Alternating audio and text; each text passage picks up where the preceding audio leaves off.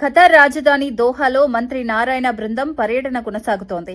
ఈ సందర్భంగా Doha sports సిటీని మంత్రి నారాయణతో పాటు అధికారుల బృందం సందర్శించింది. అంతర్జాతీయ క్రీడలకు గమ్యస్థానంగా గుర్తింపు పొందిన ఈ స్పోర్ట్స్ సిటీలోని వివిధ క్రీడా మౌలిక వసతులను వారు సమగ్రంగా అధ్యయనం చేశారు. స్పోర్ట్స్ సిటీలోని Khalifa international stadium, Aspetar sports hospital, Aspire academy వంటి ప్రపంచ స్థాయి క్రీడా సంస్థలను మంత్రి నారాయణ పరిశీలించారు.